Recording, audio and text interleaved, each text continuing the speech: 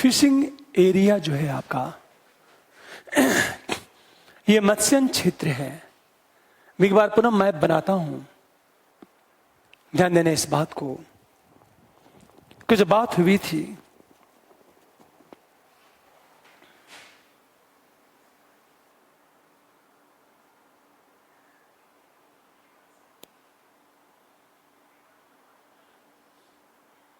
ये उत्तरी अमेरिका है, उत्तरी अमेरिका महाद्वीप।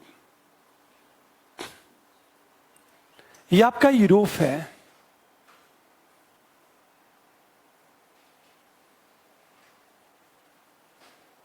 ये यूरोप है। ये पूरा आपका एशिया है।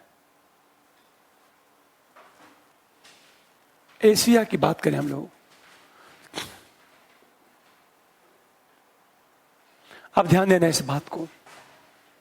ये आपका इक्वेटर है।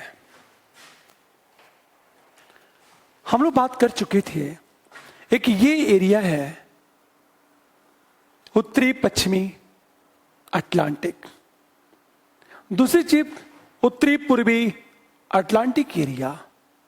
हम तीसरी चीज बात करें उत्तरी पूर्वी प्रशांत महासागर का क्षेत्र, और चौथी बात उत्तरी पश्चिमी प्रशांत महासागर का क्षेत्र। शायद हम लोग बात कर चुके थे इसको लेकर के। यह बात हो चुकी थी उत्तरी पश्चिमी प्रशांत महासागरीय क्षेत्र की बात करें हम लोग। एक बात हमेशा ध्यान देना इस बात को, उत्तरी पश्चिमी जो प्रशांत महासागरीय क्षेत्र है, यह मत्स्य ज्यादा होता है।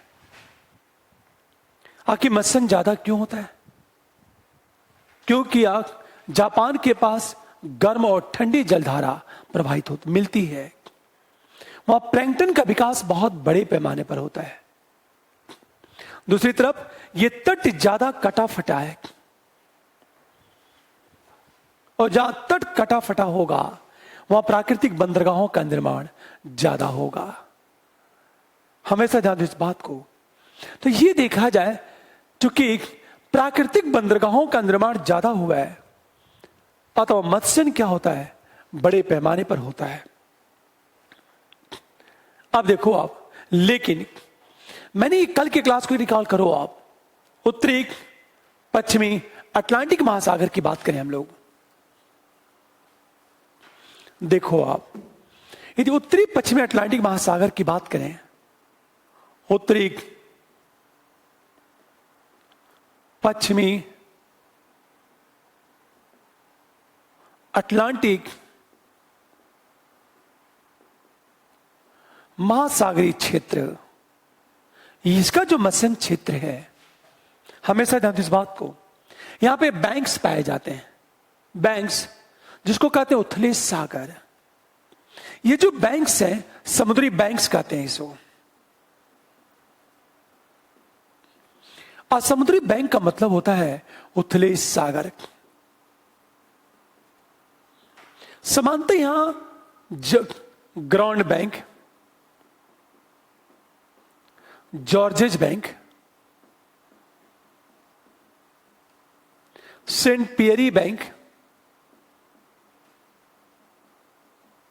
बैंकेरो बैंक्स,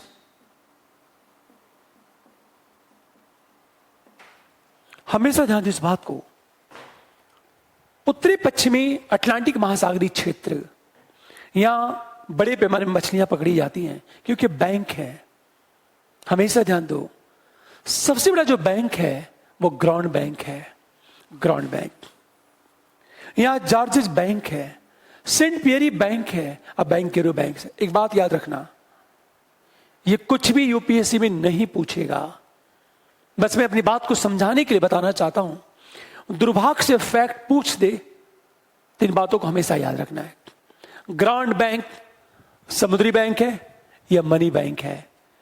तो क्या होगा, यह समुद्री बैंक है हमेशा। तो जो समुद्री बैंक होते हैं उथले सागर होते हैं। जैसे मैंने कहा ground bank, Georges bank, Saint Pierre bank और बैंकेरो बैंक की बात करें हम लोग। अब एक चीज सोचो आप, यहां पर मत्स्य बड़े पैमाने पर होता है। मत्स्य ज्यादा क्यों? मत्स्यन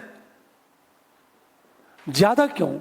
पहला रीजन ये है कि न्यू फाउंडलैंड द्वीप के पास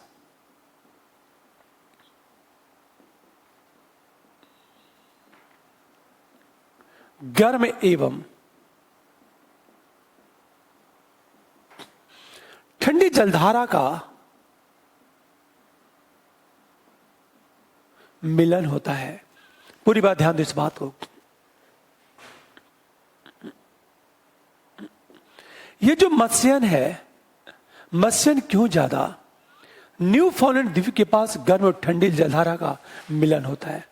और एक बात याद रखना, ये न्यू फाउंडलैंड द्वीप कनाडा का भाग है, और जहां गर्म और ठंडी जलधारा का मिलन होगा वहां प्लैंकटन का विकास ज्यादा होगा, और जहां प्लैंकटन का विकास ज्यादा होगा वो मछलियां ज्यादा पकड़ी जाएंगी। पहली चीज। हम दूसरे पॉइंट की बात करें हम लोग। पहला पॉइंट। दूसरा पॉइंट क्या है? यहां बैंक्स उथले सागर पाए जाते हैं, और मछलियां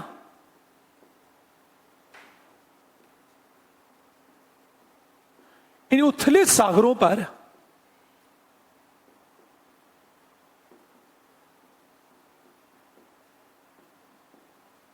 विचरण करती हैं। हमेशा ध्यान दो इस बात को। देखो आप, और यहां कौन से बैंक हैं? Ground bank, Georges bank, Saint Pierre bank. तीसरी चीज, यहां का तट कटा फटा है। परिणामतः प्राकृतिक बंदरगाहों का विकास ज्यादा।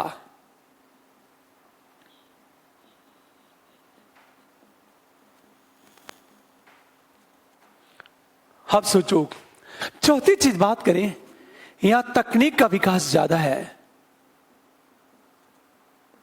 विकसित देश के कारण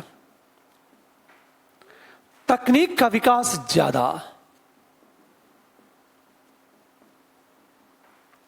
हमेशा ध्यान दो इस बात को। इसलिए इस बेल्ट में बड़े पैमाने पर मछलियां पाई जाती हैं। फिर हम बात करें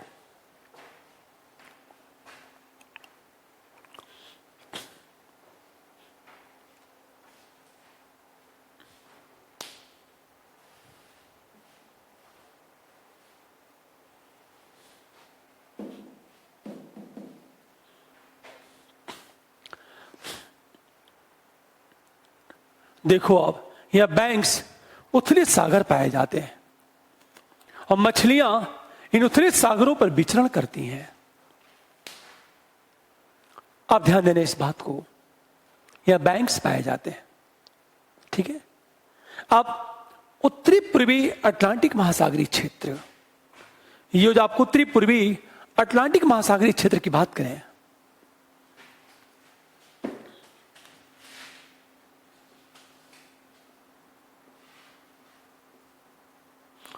पूर्वी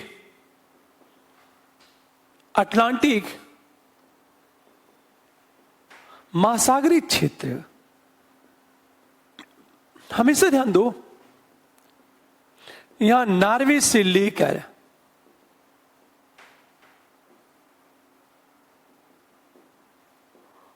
पुर्तगाल तक के देश मछली पकड़ते हैं। नॉर्वे से लेकर पुर्तगाल तक के देश मछली पकड़ते हैं। हमेशा ध्यान दें इस बात को। पहली चीज, यहां बैंक्स पाए जाते हैं, और दो महत्वपूर्ण बैंक, डॉगर बैंक और ग्रेट फिशर बैंक। हमेशा ध्यान दो। और जहां बैंक्स होगा, बैंक्स होते हैं उथले सागर को कहा जाता है। जहां उथला सागर होगा, मछलियां तेजी से वहां आकर्षित होंगी, क्योंकि मछलियां प्रकाश प्रिय होती हैं, उनको प्रकाश अच्छा लगता है।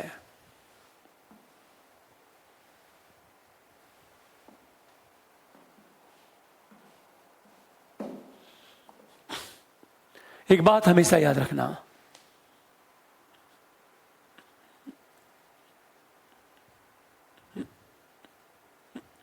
देखो आप नॉर्वे से लेकर पुर्तगाल तक के देश मछली पकड़ते हैं। यहां बैंक्स होते हैं, डॉगर बैंक और ग्रेट फिशर बैंक होते हैं। यहां पे यहां का तट कटा फटा है, प्राकृतिक बंदरगाहों का विकास ज्यादा हुआ है, स्वाभाविक है यह मछलियां ज्यादा पकड़ी जाएंगी। पर एक प्रश्न उठा, जब हम मछली की बात करते हैं तो हमेशा ध्यान दो इस बात को,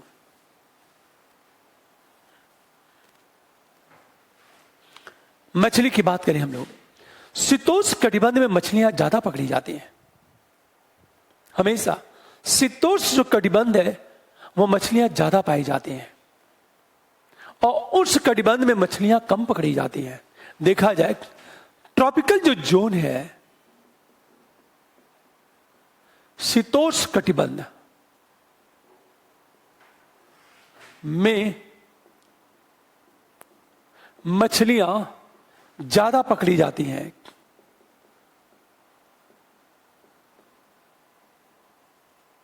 कारण क्या है? एक से ध्यान दो इस बात को, क्योंकि नंबर 1, शीतोष्ण कटिबंध में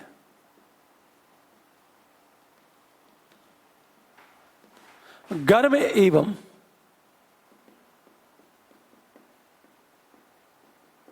ठंडी जलधारा का मिलन होता है। हम दूसरी चीज बात करें,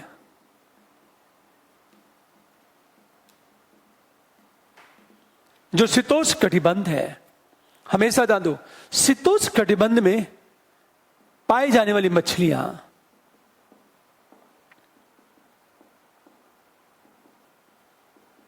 स्वादिष्ट होती हैं।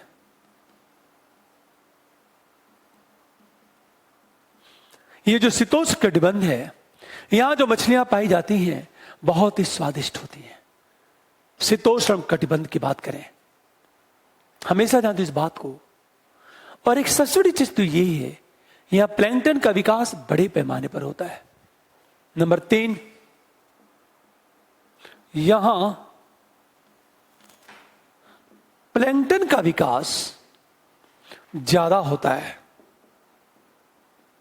अब सोचो, प्लैंकटन मछलियों का मुख्य खाद्य पदार्थ है। अब एक प्रश्न, उत्तरी गोलार्ध की बात करें, हमेशा ये 3 चीजें टेम्परेट जोन में गर्म और ठंडे जलधारा का मिलन होता है। टेम्परेट जोन में पाए जाने मछलियां स्वादिष्ट होती हैं, टेस्टी, यहां प्लैंकटन का विकास ज्यादा होता है। पर एक प्रश्न उठा कि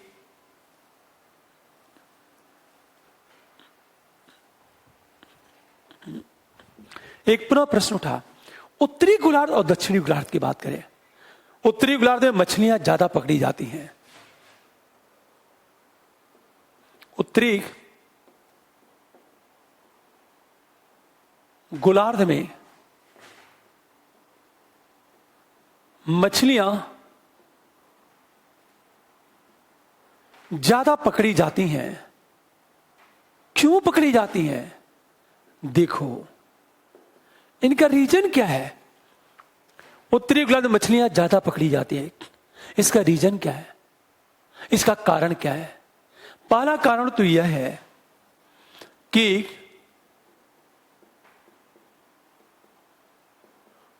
उत्तरी गोलार्ध में स्थलीय भाग का विस्तार ज्यादा है। नंबर 2, जनसंख्या ज्यादा है तथा मछलियों की मांग भी ज्यादा।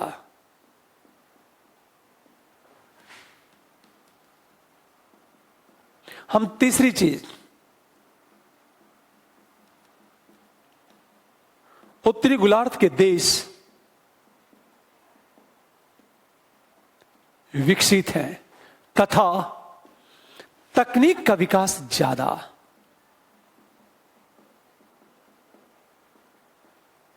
ये हमेशा ध्यान दो इस बात को। एक चीज देखो आप, उत्तरी गोलार्ध में मछलियां ज्यादा पकड़ी जाती हैं क्योंकि उत्तरी गोलार्ध में स्थलीय भाग का विस्तार ज्यादा है, और जहां स्थलीय भाग का विस्तार ज्यादा होगा वह मछलियों की मांग ज्यादा होगी। उत्तरी गोलार्ध में पॉपुलेशन डेंसिटी ज्यादा है, मछलियों की मांग ज्यादा, और उत्तरी गोलार्ध के देश विकसित हैं तथा तकनीक का विकास भी ज्यादा हुआ है, इससे उत्तरी गोलार्ध में मछलियां ज्यादा पकड़ी जाती हैं। अब एक चीज सोचो, लेकिन हम बात करें जो कर्क और मकर रेखा के बीच की बात करें, हम लोग हमेशा ध्यान दो इस बात को, कर्क और मकर रेखा के हम बीच की बात करें,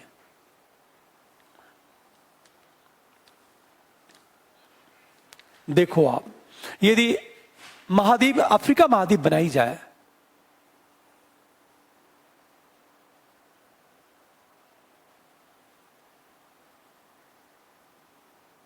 ये अफ्रीका महाद्वीप है।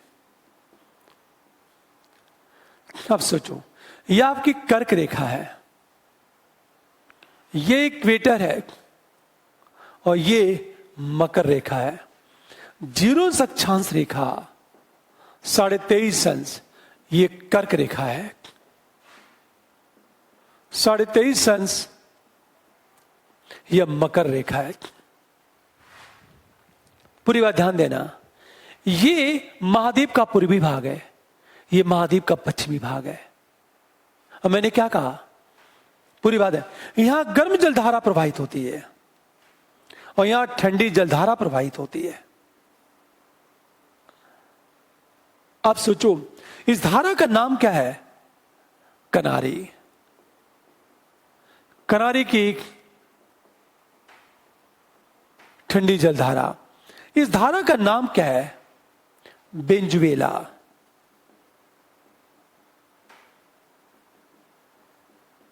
की ठंडी जलधारा। ये जो धारा है गर्म जलधारा है। पूरी बात ध्यान देना इस बात को। इस मैप में देखो आप, ये अफ्रीका महाद्वीप है। इस महाद्वीप के कर्क और मकर रेखा के बीच महाद्वीप के पश्चिमी तट पर मछलियां ज्यादा पकड़ी जाती हैं। तो ये कहा जाए कर्क और मकर रेखा के बीच महाद्वीप के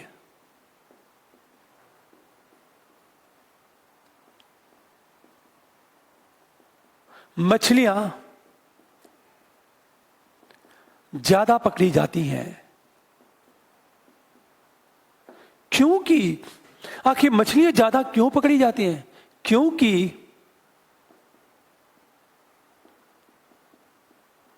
पश्चिमी तट के पास ठंडी जलधारा प्रवाहित होती है।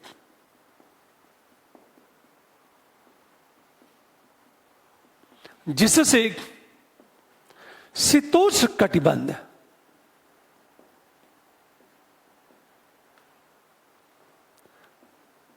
जैसा परिवेश का निर्माण हो जाता, जैसा वातावरण का निर्माण हो जाता है।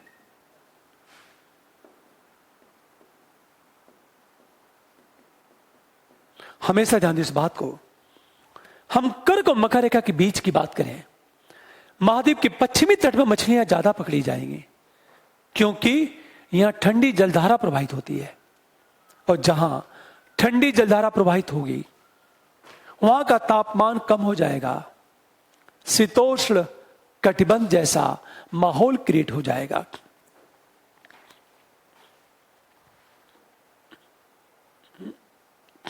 अब देखो आप, जब शीतोष्ण कटिबंध जैसा माहौल क्रिएट हो गया, शीतोष्ण कटिबंध जैसा माहौल क्रिएट हो जाएगा, अब सोचो परिणाम क्या होगा? यह मछलियां ज्यादा पकड़ी जाएंगी।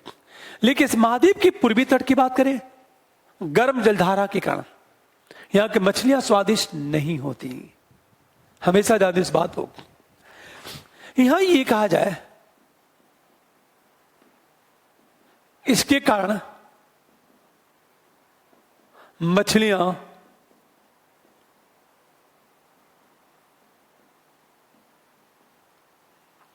स्वादिष्ट नहीं होती हैं।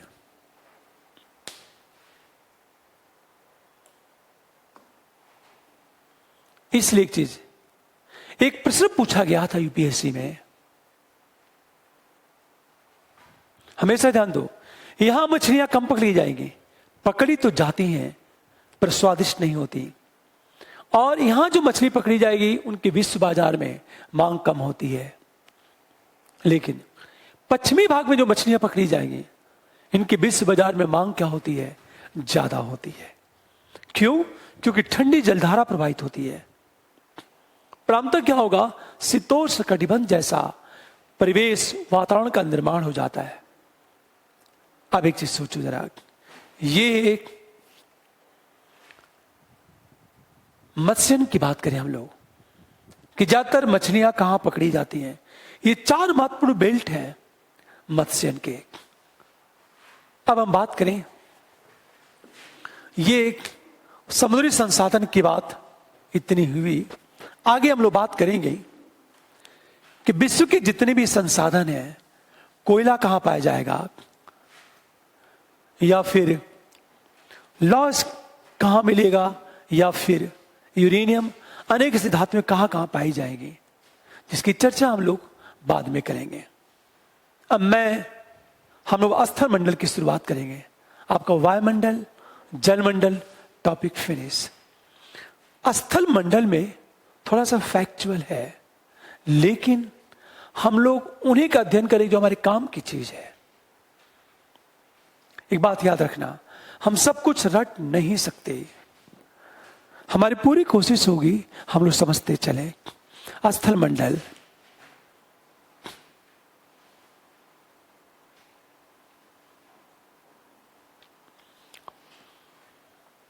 लिथोस्फीयर की बात करें हम लोग, लिथोस्फीयर की बात। सबसे पहले हम बात करें, हम पृथ्वी की बात करते हैं। हमेशा ध्यान दो, पृथ्वी के जितने भी स्थलीय भाग हैं, पृथ्वी के जितने भी स्थलीय भाग हैं, पहले एक खंड में थे। तो हमेशा ध्यान दो इस बात को।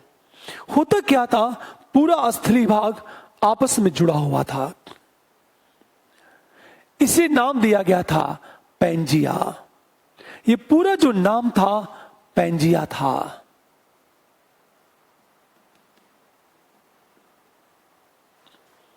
ये पूरा स्थलीय भाग आपस में जुड़ा हुआ था, इसे पैंजिया कहा गया।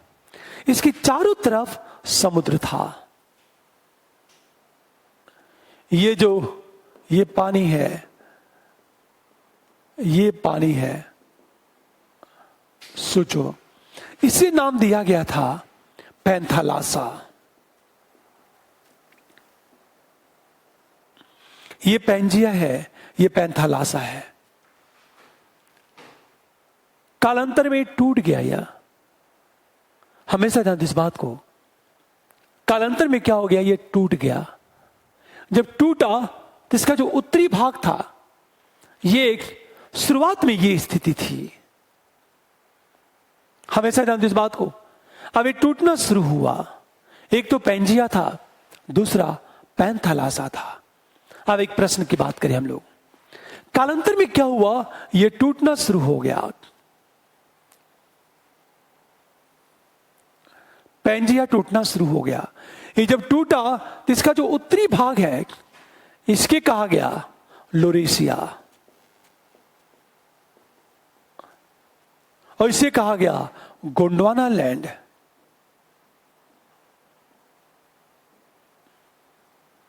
हमेशा ध्यान दो, ये आपका पैंथालासा तो है ही,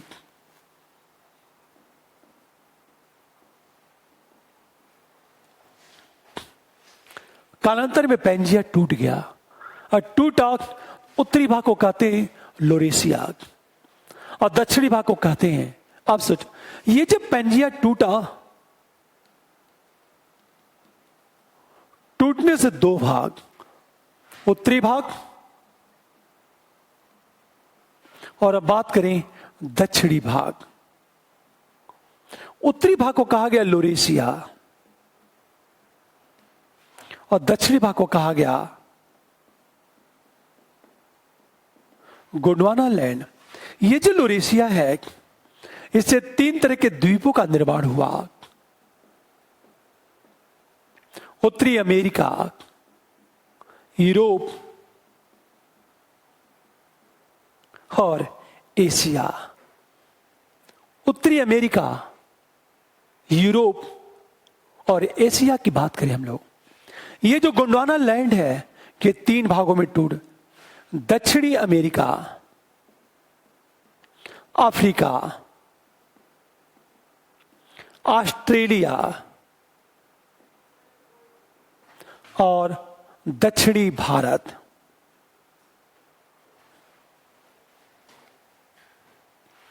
प्रायद्वीपीय भारत की बात करें, हमेशा ध्यान दो इस बात को, ये जब पेंजिया टूटा तो उत्तरी भाग को कहा गया लोरेशिया और दक्षिणी भाग को कहा गया गोंडवाना लैंड कहा गया। जो उत्तरी भाग लोरेशिया है, इससे 3 महाद्वीपों का निर्माण हुआ। उत्तरी अमेरिका महाद्वीप, यूरोप और एशिया। ये पूरा जो आपका यूरोप है वह लोरेशिया का भाग है, और ये जो गोंडवाना लैंड है इसे दक्षिणी अमेरिका, अफ्रीका, ऑस्ट्रेलिया और दक्षिणी भारत का निर्माण हुआ। अब सोचो जरा, ये पृथ्वी का जो ऊपरी भाग है, द्वीप और महाद्वीप की बात करें हम लोग, हमेशा ध्यान दो इस बात को, इसमें कुछ शब्द है जिनका प्रयोग बार बार होगा।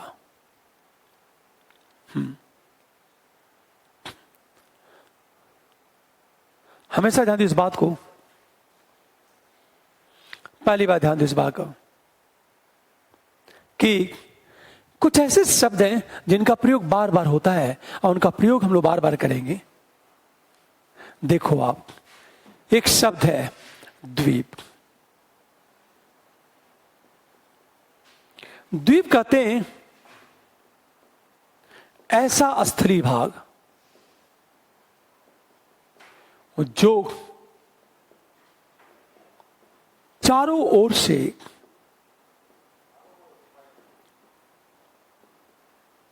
समुद्र से घिरा हो। ऐसा स्थलीय भाग जो चारों ओर से समुद्र से घिरा हो। महाद्वीप का मतलब क्या होता है? द्वीप का बड़ा भाग। ये जो आइलैंड है, ऐसा स्थलीय भाग जो चारों ओर से समुद्र से घिरा हो। महाद्वीप की बात करें, द्वीप का जो बड़ा भाग है हम उसे महाद्वीप कहते हैं। हमेशा ध्यान दो, प्रायद्वीप किसे कहते हैं?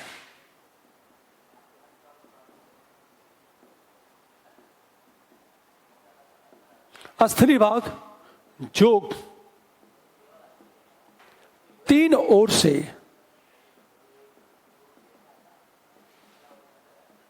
समुद्र से घिरा हो। हमेशा ध्यान दो, द्वीप, महाद्वीप, प्रायद्वीप, ये 3 शब्द होता है। प्रायद्वीप का मतलब है स्थलीय भाग जो 3 ओर से समुद्र से घिरा हो, उसे कहते हैं प्रायद्वीप। बस क्लियर? जैसे मैंने कहा भारतीय प्रायद्वीप, तो 3 ओर से। बात समझ में आ गई? फिर एक प्रश्न,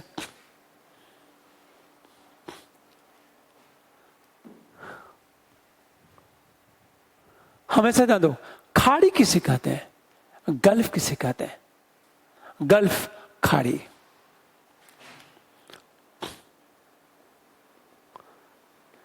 बे कहते हैं इसको।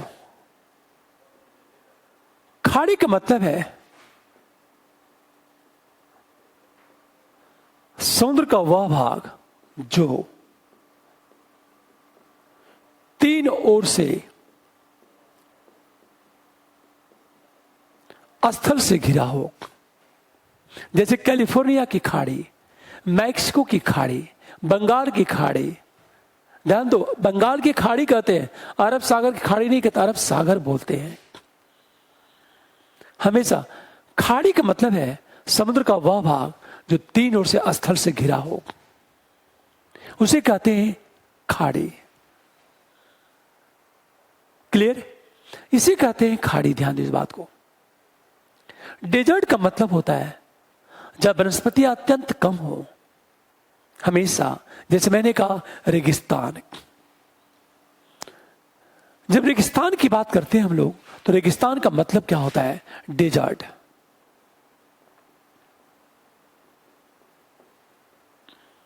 जहां वनस्पतियों का अभाव हो या अत्यंत कम हो। जैसे सिंपल चीजें हम दो बातें कहते हैं, उष्ण मरुस्थल और शीत मरुस्थल। हम शीत मरुस्थल के एग्जाम्पल मेरा क्या है? उत्तरी गोलार्ध, उत्तरी ध्रुव, दक्षिणी ध्रुव की बात करें हम लोग।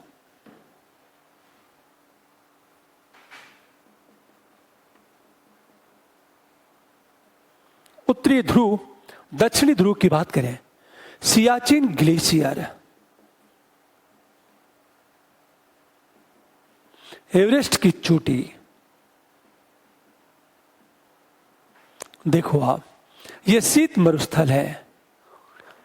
जो डेजर्ट होता है, एक हॉट एक कोल्ड डेजर्ट। उष्ण मरुस्थल में सहारा, थार, अटाकामा, पश्चिमी ऑस्ट्रेलिया का मरुस्थल, बहुत सारे एग्जाम्पल हैं जिसकी बात हम लोग करेंगे आगे चल करके।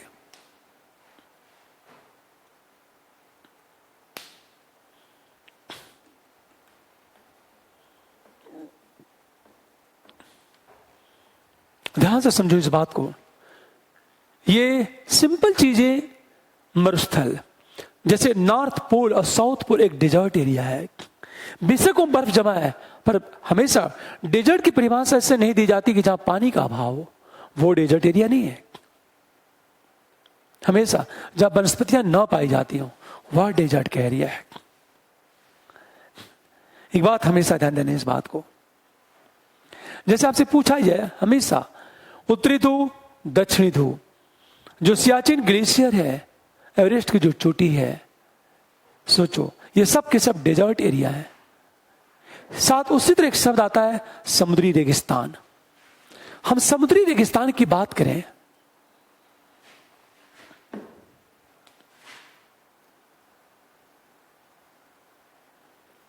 समुद्री रेगिस्तान, आपको अजीबोगरीब होगा कि समुद्र में डेजर्ट कैसे पाया जाएगा। तो समुद्री रेगिस्तान का अर्थ यह है वह भाग जहां ऑक्सीजन की कमी हो जाए, यहां जीवों की संख्या कम होती है। हमेशा समुद्री सी डेजर्ट का मतलब होता है समुद्री जल का वह भाग जहां ऑक्सीजन की कमी हो जाए। जहां ऑक्सीजन की कमी होती है उसे कहा जाता है सी डेजर्ट, समुद्री रेगिस्तान कहा जाता है। अब एक चीज ध्यान देना इस बात को,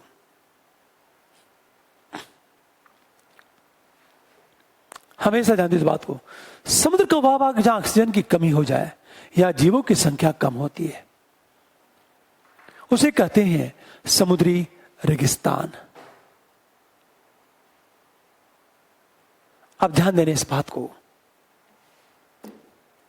ये अब हम बात करें पृथ्वी की संरचना कैसी है।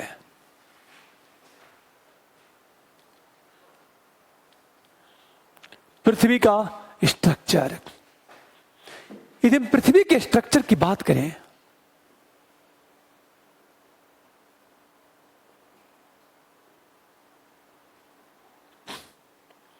पृथ्वी की संरचना की बात की जाए तो कुछ बातें हमेशा याद रखो आप कि पृथ्वी की जो संरचना होती है इस तरह होती है।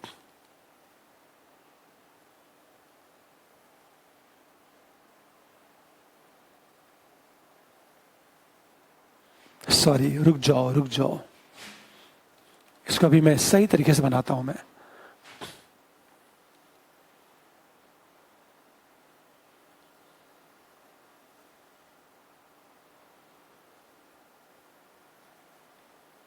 ये है संरचना। अब एक से ध्यान देना इस बात को,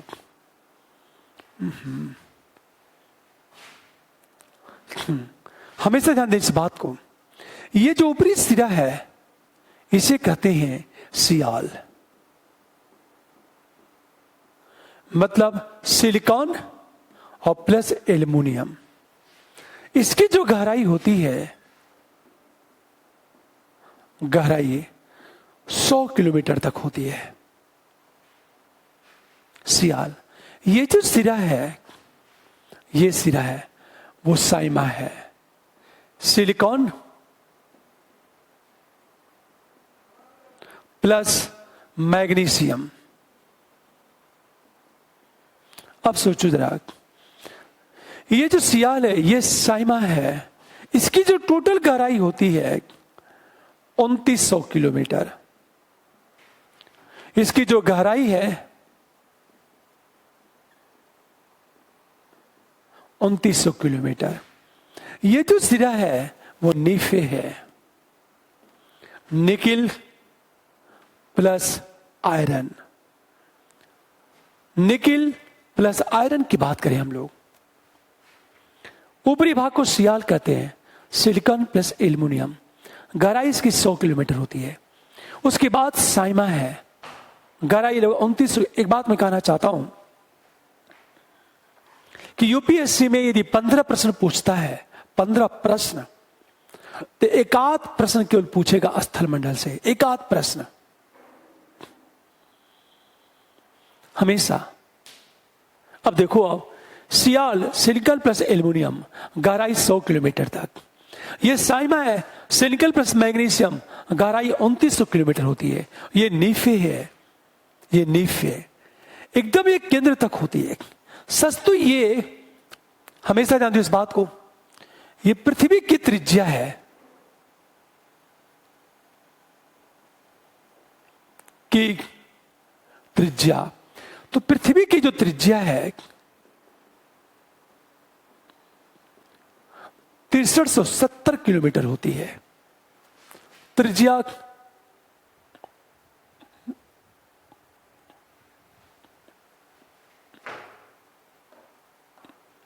ध्यान दो इस बात को, पृथ्वी की जो त्रिज्या है वो 6370 किलोमीटर है। यह हमेशा ध्यान दो इस बात को। अच्छा, रूल ये है, प्रति 32 मीटर नीचे जाने पर 1 अंश सेल्सियस बढ़ जाता है। पूरी बात ध्यान देना, प्रति 32 मीटर नीचे जाने पर 1 अंश सेल्सियस क्या हो जाता है, बढ़ जाता है। 1 डिग्री ताप क्या हो जाएगा, बढ़ जाता है। लेकिन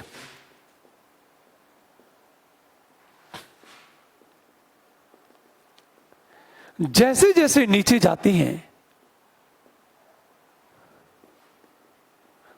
ताप के बढ़ने की दर कम हो जाती है। हमेशा ध्यान दो इस बात को, ताप के जो बढ़ने की दर है वो कम हो जाती है हम जैसे जैसे नीचे जाते हैं। पृथ्वी का जो क्रोड है, ये क्रोड है आपका पृथ्वी का। पृथ्वी का जो क्रोड है ये प्लास्टिक फॉर्म में होता है, जबकि अत्यधिक ताप है, लेकिन दाब के कारण यह गैसी फॉर्म में कन्वर्ट नहीं हो पाता। इसका मतलब ये है, क्रोड प्लास्टिक के रूप में, अर्थात लचीला होता है। हमेशा ध्यान दो इस बात को, ऑलरेडी यह ताप बहुत ज्यादा है, लेकिन ताप ज्यादा है तो गैसी फॉर्म में होना चाहिए। लेकिन गैसी फॉर्म में कभी वो होता ही नहीं। ये जब भी हम बात करें ये हमेशा प्लास्टिक फॉर्म में होगा, अर्थात लचीले गीली मिट्टी की तरह। आप देखो जरा, ये फ्लेक्सिबल होता है क्योंकि प्रेशर बहुत ज्यादा है। ये देखो आप, तो मैंने क्या बताया, 100 किलोमीटर की गहराई तक सियाल, 2900 किलोमीटर की गहराई तक साइमा, और अंत में नीफे आ जाएगा। शेष नीफे मतलब 6370 किलोमीटर जो हो जाएगा आपका, नीफे हो जाएगा। ये एक क्रोड है। लेकिन हम जब पृथ्वी की बात करते हैं तो ध्यान देना इस बात को, पृथ्वी की जो ऊपरी भाग है वो पूरा का पूरा चट्टानों से निर्मित है। हमेशा ध्यान दो इस बात को, आप साथ साथ लिखते चलो। आप पृथ्वी की जो बात कर, जैसे मैंने ये कहा, ये पृथ्वी है।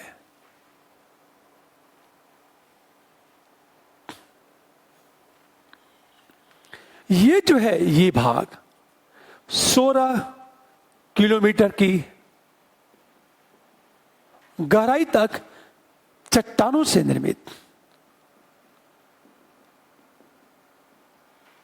ये जो चट्टानें हैं है क्या, एक से अधिक खनिज तत्वों का मिश्रण।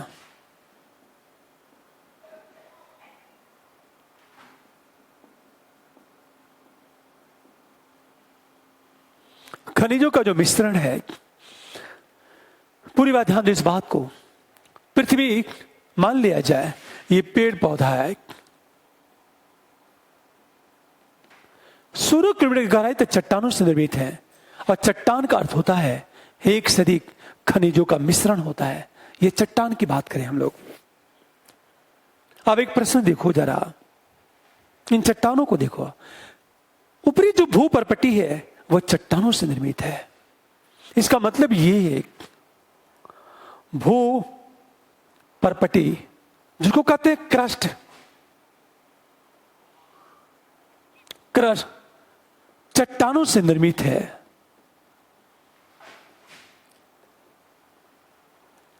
ये जो भू परपट्टी है यह चट्टानों से निर्मित है। अब एक चीज सोचो जरा, जब चट्टानों की हम बात करते हैं, चट्टानों की जब बात करते हैं तो चट्टान, रॉक्स कहते हैं इसे। ये इसके 3 रूप हैं, आग्नेय चट्टान,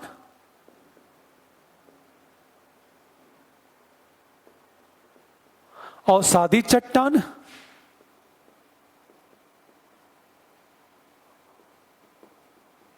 और अंत में रूपांतरित चट्टान।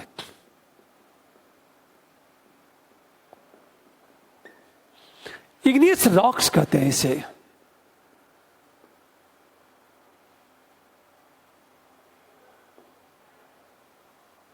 इसको कहते हैं सेडिमेंट्री रॉक्स कहते हैं इसे।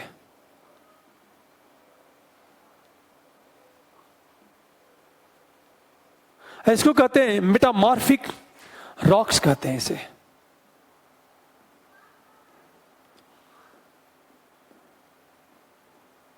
ये 3 तरह की इग्नियस रॉक्स, सेडिमेंट्री रॉक्स और मेटामॉर्फिक रॉक्स होता है। ये जो आग्नेय चट्टानें हैं, आग्नेय चट्टान की बात करें, इग्नियस रॉक्स, सेडिमेंट्री रॉक्स, ये जो चट्टान है इसका निर्माण मैग्मा से हुआ है।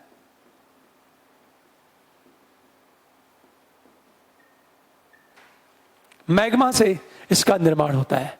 मैग्मा होता क्या है, हमेशा ध्यान इस बात को,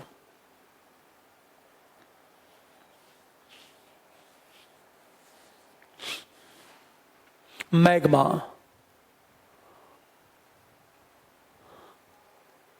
इसका निर्माण मैग्मा से होता है।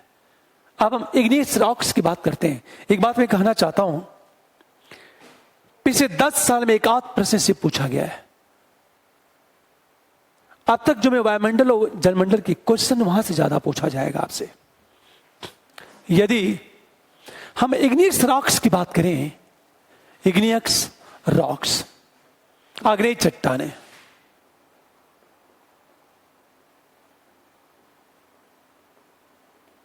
तो पूरी बात ध्यान देने इस बात को, यह आपकी पृथ्वी है। सोचो, टोटल जो गहराई है 100 किलोमीटर। होता क्या है, यहां से मैग्मा निकलता है, मैग्मा निकलता है। ये जो पृथ्वी से मैग्मा निकलता है, ये मैग्मा बाहर निकलता है। ये मैग्मा जब बाहर निकलता है तो बाहर निकलने के बाद ठंडा हो जाता है। इसका मतलब ये मैग्मा के ठंडा होने से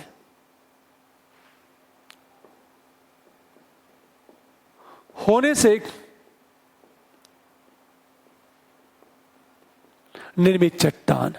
पूरी बात ध्यान देने इस बात को, ये जो मैग्मा है, जब मैग्मा ठंडा हो जाता है, मैग्मा जब ठंडा हो जाता है तो चट्टान, ये जो मैग्मा है, पृथ्वी का ताप नीचे बहुत ज्यादा है।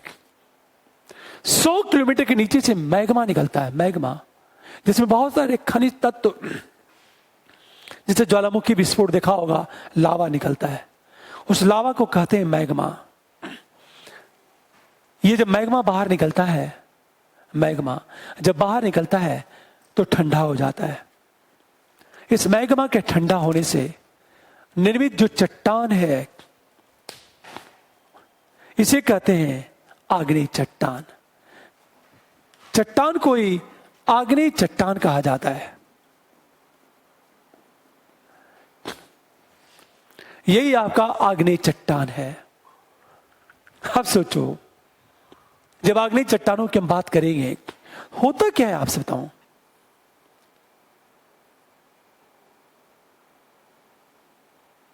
हमेशा याद इस बात को, ये पूरी चट्टानें हैं। होता क्या है, ये नीचे से मैग्मा निकलता है, नीचे से मैग्मा निकलता है, ये नीचे से मैग्मा निकलेगा।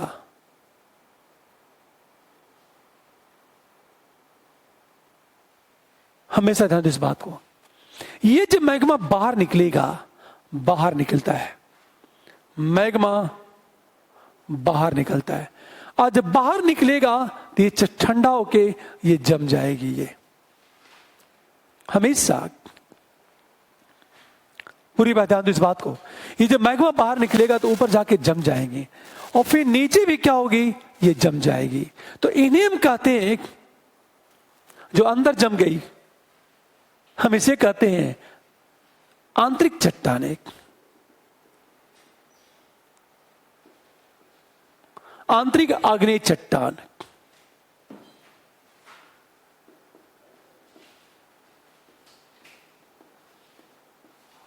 ये पूरा जो जम गई उसे आंतरिक आग्नेय चट्टानें कहते हैं। ये जो ऊपर जम गई इसे कहते हैं बहिर्वेदी, वेदी।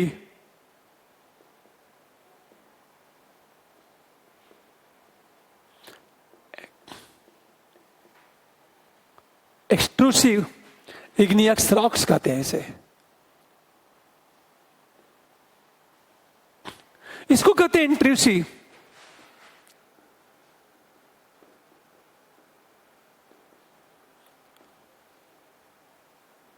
इग्नियस रॉक्स कहते हैं इसे। ये जब मैग्मा ऊपर निकल जाता है तो ऊपर जम जाता है।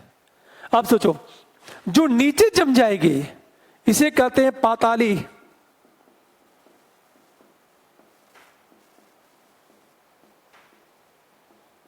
आग्नेय चट्टान, जैसे ग्रेनाइट का चट्टान। ये जो ऊपर जम जाती है इसे कहते हैं मध्यवर्ती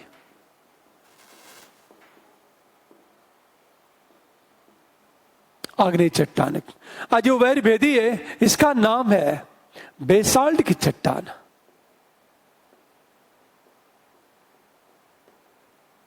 पूरी बात ध्यान दो इस बात को, मैप में देखो आप, और एक चीज ध्यान दे, पूरा आस्थान मंडल मैप के थ्रू ही पढ़ो आप, तभी याद हो पाएगा। मैंने पूरी दुनिया की पर्वत, पहाड़ और नदी को मैं लोकेट कर दूंगा, घबराना बिल्कुल नहीं है। देखो आप,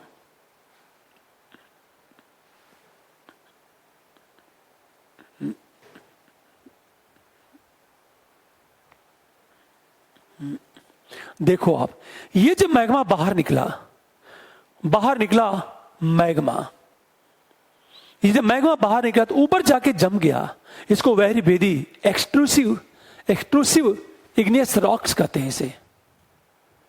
जैसे बेसाल्ट की चट्टान एग्जाम्पल है बेसाल्ट, और बेसाल्ट की चट्टानों को तोड़ करके देखा होगा वो बनता है, कहते एक तरह से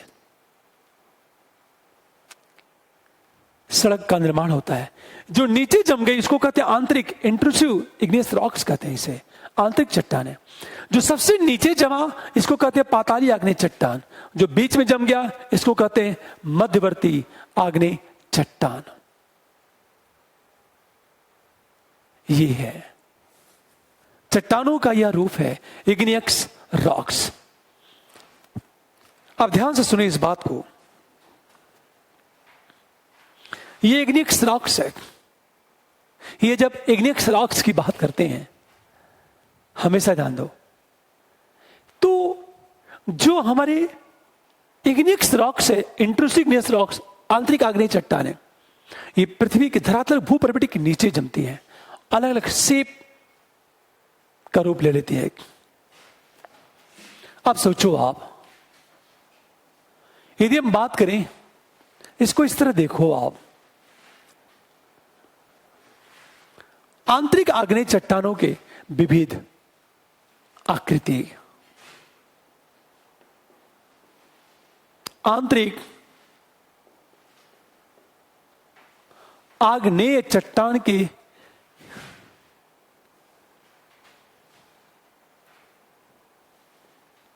नेय के विविध रूप क्या होते हैं, इंट्रूसिव इग्नियस रॉक्स के विविध फॉर्म क्या होते हैं। ध्यान से सुनो इस बात को, देखो आप,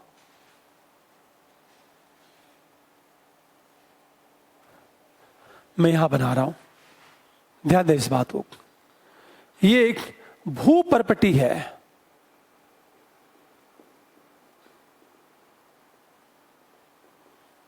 ये नीचे जमती है चट्टानें, बड़े आकार में जो जमती हैं, बड़े आकार में जम जाते हैं ये चट्टानें। ये पूरी जो चट्टानें जमती हैं आग्नेय चट्टानें, हम इसे कहते हैं बैथोलिथ, बैथ। इसका छोटा सा रूफ होता है, इसे कहते हैं स्टॉक। इसका एक चट्टान छतरी नुमा आकृति लेता है, इसे कहते हैं लेकोलिथ। एक चट्टान प्लेट के आकार का रूप धारण कर लेता है, इसे कहते हैं लेपोलिथ। एक चट्टान लहरदार, देखो आप, लहरदार आकृति का रूप ले लेती है, इसे कहते हैं फेकोलिथ। एक चट्टान ठीक इसके नीचे जम जाती है, इसे कहते हैं सील। एक चट्टान इसके नीचे जमती है, इसे कहते हैं सिट।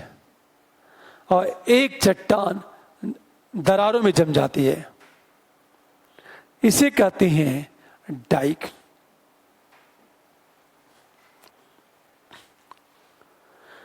ये आंतरिक जो आग्नेय चट्टानों के विविध रूप हैं जो जम जाती हैं। ये बस एक चीज ध्यान दो इस बात को,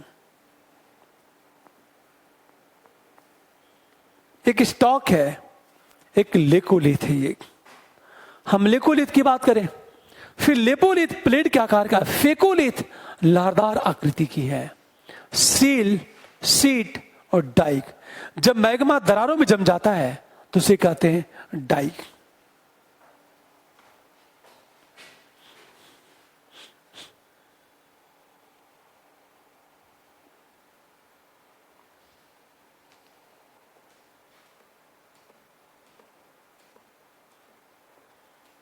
पूरी बात ध्यान देने इस बात को। मैंने क्या बताया? Stock, laccolith, lopolith, phacolith, sill, sheet और डाई, ये होता है चीज। बात करें हम लोग, आग्नेय चट्टानों का शेप है, एक आकार ले लेता है। बेथोलिथ का छोटा सा रूप स्टॉक, जब छतरी नुमा आकृति बनती तो लिकोलिथ, प्लेट की आकृति लेपोलिथ, लारदार आकृति फेकोलिथ, भूपर्वत के ठीक नीचे बनेगी सील, ठीक ज्यादा नीचे बनेगी सिट, और दरारों में मैग्मा जम गया तो डाइक। ये इस तरह की आकृतियां बनती हैं, हमेशा ध्यान दो इस बात को। ये विविध आकृतियां हैं जो बन जाती हैं। अब सोचो आप, ये जो आग्नेय चट्टान है, इसके फीचर क्या है, सिग्निफिकेंस क्या है? हमेशा ध्यान दो, ये जो आग्नेय चट्टाने हैं, इनके फीचर्स की बात करें, या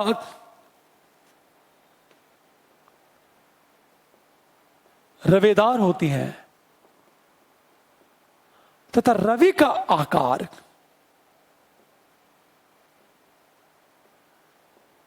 होने के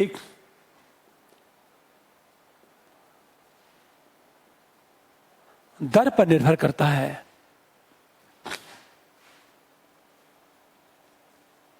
इसमें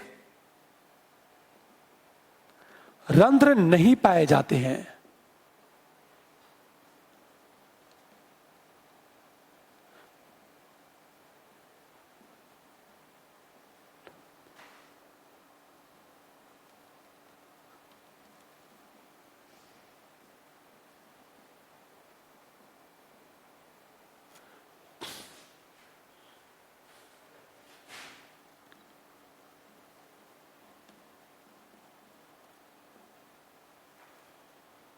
कठोर, रिजिड, स्थूल, मोसिव एंड कंपैक्ट होती है ये। हमेशा ध्यान दें इस बात को।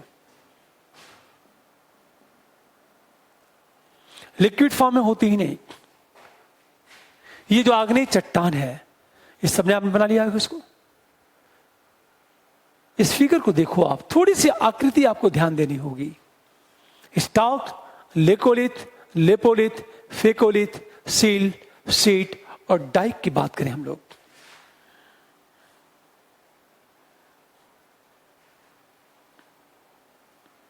अब ध्यान दो, ये जो आग्नेय चट्टान है, इग्नियस रॉक्स हैं, ये रवेदार होती हैं तथा रवि का जो आकार है ठंडा होने के दर पर निर्भर करता है। हमेशा ध्यान देने इस बात को।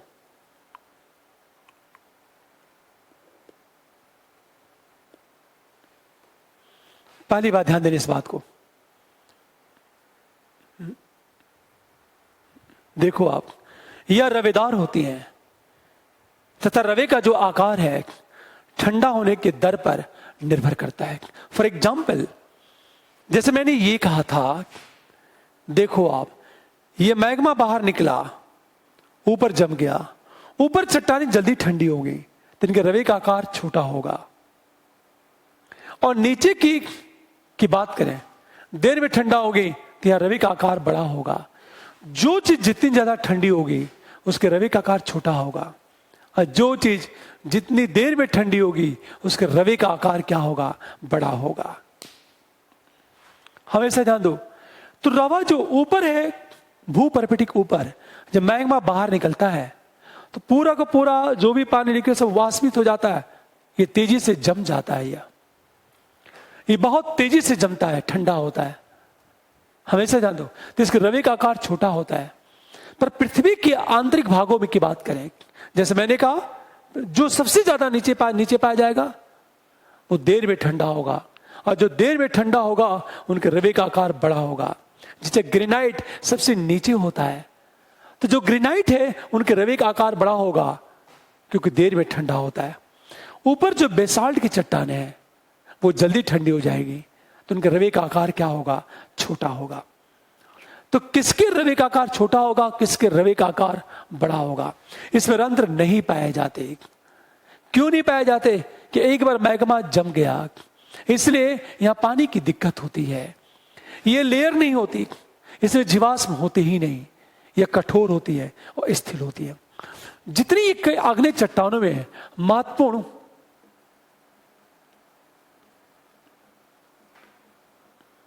धात्विक खनिज जैसे लोहा, निकिल, सोना, चांदी,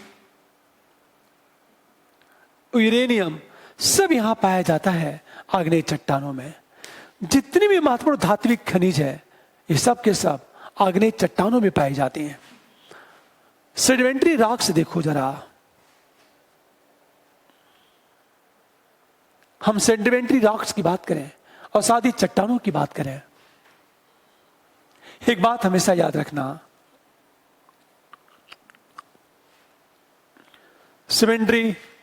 सेडिमेंट्री रॉक्स की बात की जाए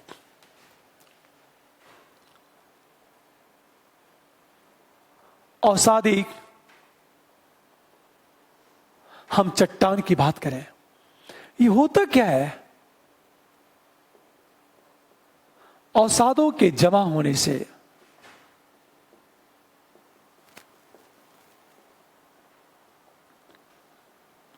अवसाद के जमा होने से निर्मित जो चट्टान है उसे कहते हैं अवसादी चट्टान। इसके दो रूप होते हैं, ऑर्गेनिक सेडिमेंट्री रॉक्स कहते हैं इसे।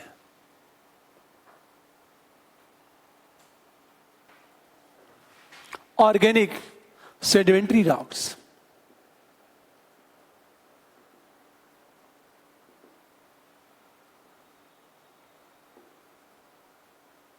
मतलब प्राणीज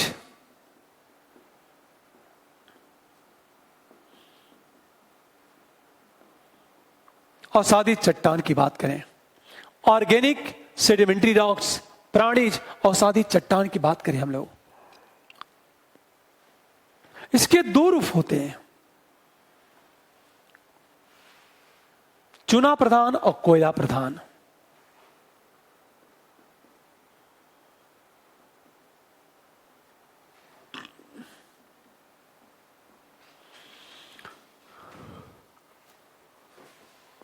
दूसरा इनऑर्गेनिक अप्राणीज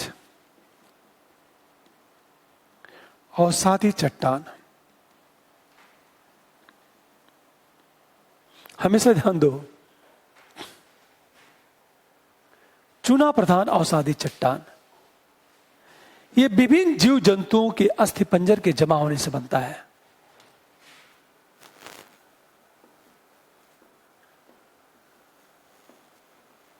जंतु के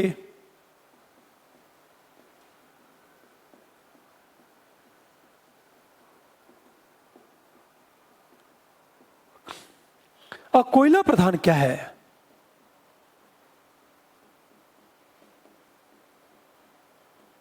होने से निर्मित जो चट्टान है वो कोयला प्रधान अवसादी चट्टान है। एक बात हमेशा याद रखना,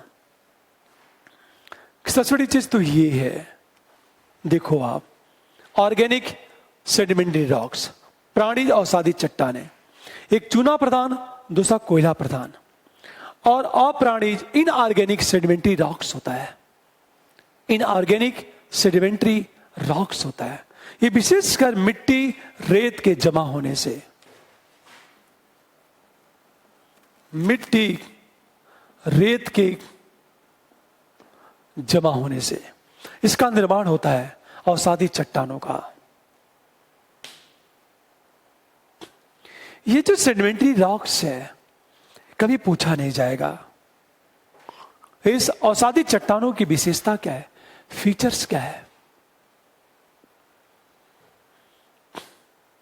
इसके क्या फीचर्स हैं, ध्यान दो इस बात को।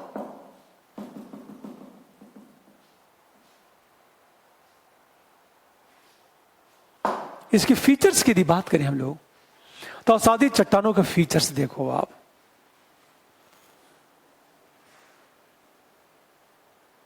फीचर्स अवसादी चट्टान की बात करें हम लोग, इसकी विशेषता क्या है?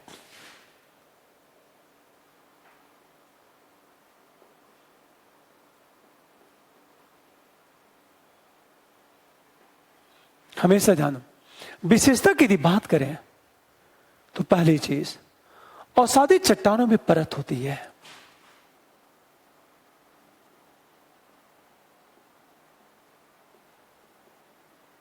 यह परतदार होती है, इसमें रंध्र पाए जाते हैं, इसमें फॉसिल्स जीवाश्म भी पाए जाते हैं। हमेशा यह परतदार होती है, इसमें रंध्र पाए जाते हैं, इसमें जीवाश्म पाए जाते हैं। विशेषकर अवसादी चट्टानों में क्या होता है? कोयला, खनिज तेल,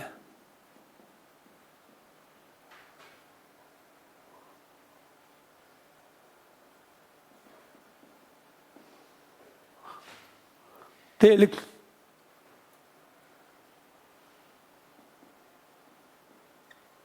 का भंडार होता है। समांतर जो है, जैसे माना जाता है कि पेड़ पौधे गिर गए, उस पर मिट्टी की लेयर जमा हो गई, दाब बढ़ता गया, ताप बढ़ता, करोड़ों वर्षों में क्या होता है? वो कोयले में कन्वर्ट हो जाता है। हमेशा ध्यान दें इस बात को। ये सेडिमेंट्री रॉक्स है, अवसादी चट्टानें, या परतदार होती हैं, इनमें रंध्र पाए जाते हैं, इसमें जीवाश्म भी पाए जाते हैं, कोयला खनिज तेल का भंडार होता है अवसादी चट्टानें। अब हम बात करें, बिल्कुल इसमें एक लॉ एस्क भी पाया जाता है, पर बहुत कम। ज्यादातर जो कोयला खनिज तेल पाया जाता है अवसादी चट्टानों में ही पाया जाता है। तो अवसादी चट्टानों में कोयला और खनिज तेल की मात्रा ज्यादा होती है। आप सोचो जरा, आप ये सेडिमेंट्री रॉक्स की बात करें हम लोग। अब हम बात करें मेटामॉर्फिक रॉक्स, रूपांतरित चट्टान।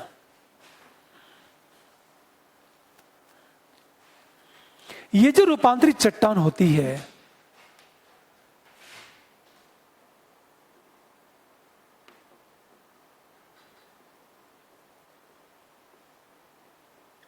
मेटामॉर्फिक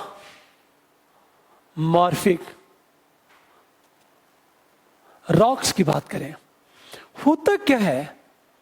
ताप और दाब के कारण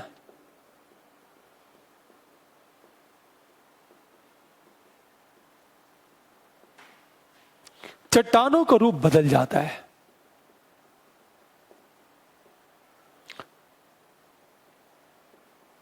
दूसरे चट्टानों में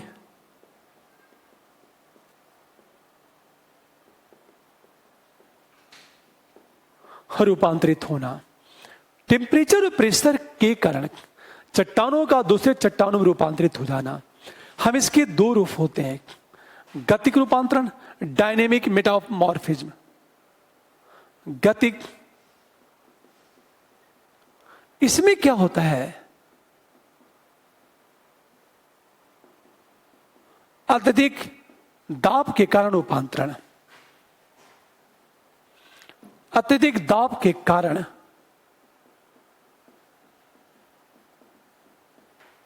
तापीय रूपांतरण, थर्मल की बात करें, मेटामॉर्फिज्म। तापीय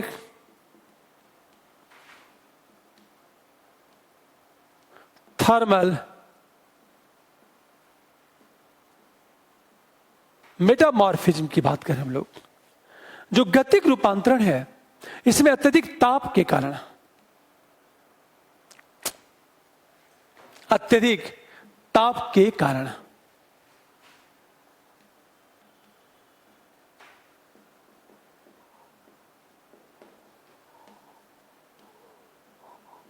हम रूपांतरण की बात करें, मतलब चट्टानों का रूप सीधे चेंज हो जाता है।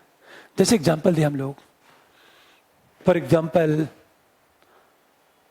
ग्रेनाइट नाइस में चेंज हो जाता है,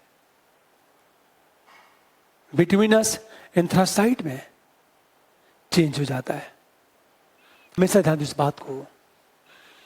दूसरी चीज हम क्वार्टजाइट की बात करें, लो बलुआ पत्थर क्वार्टजाइट में और चूना पत्थर मार्बल में रूपांतरित हो जाता है। जैसे हम रूपांतरण की यदि बात करें तो जैसे मैंने क्या कहा, बिटुमिनस कोयला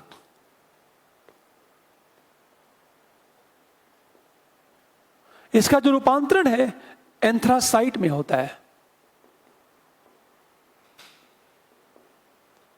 रूपांतरण ये जो बलुआ पत्थर है ये रूपांतरित होता है क्वार्ट जाइट में रूपांतरण होता है। चूना जो पत्थर है यह संगमरमर में कन्वर्ट होता है, मार्बल में कन्वर्ट होता है। ग्रेनाइट सिस्ट में रूपांतरित हो जाता है।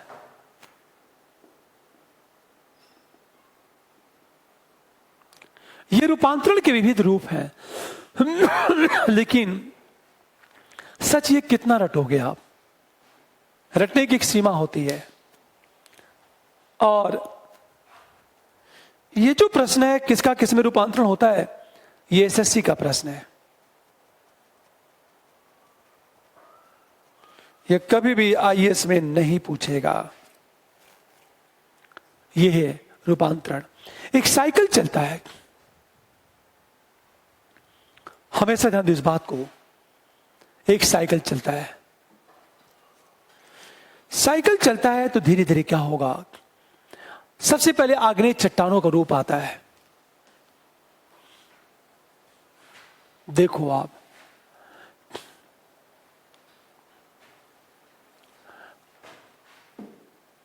सबसे पहले हम बात करें आग्नेय चट्टानें आती हैं। इसको इस तरह देखो आप, ये मैग्मा बाहर निकला, मैग्मा बाहर निकला। ये जो मैग्मा बाहर निकला ये है आग्नेय चट्टान। अब इसका क्या होगा, अपरदन होगा। अपरदन होगा तो अवसाद बनेंगे। ये अवसादी चट्टान। अब क्या होगा, सबसे पहले इग्नियस रॉक्स आता है, उनका अपरदन होगा तो अवसादी चट्टानी बनेगी क्योंकि अवसाद कहीं ना कहीं जमा हो गए। फिर क्या होगा, दोनों पत्ता को दाब बढ़ा तो इनका रूप क्या हो जाएगा, चेंज हो जाएगा। इसका मतलब सबसे पहले आग्नेय चट्टान आता है, उसके बाद अवसादी चट्टानें आती हैं, उसके बाद रूपांतरण होता है तो रूपांतरित चट्टानें बनती हैं। पुनः ये नीचे जाएंगे, ताप बढ़ेगा, मैग्मा में कन्वर्ट हो जाएंगे, फिर बाहर निकलेंगे, फिर आग्नेय चट्टान।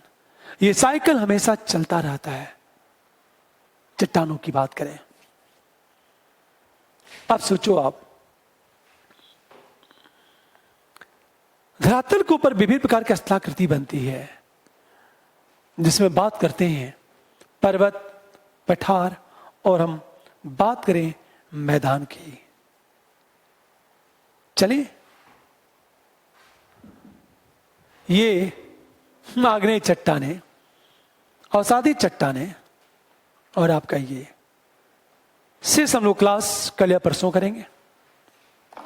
और पर्वत पहाड़ बहुत इंटरेस्टिंग है और देखना बहुत मजा आएगा। ठीक है, ओके।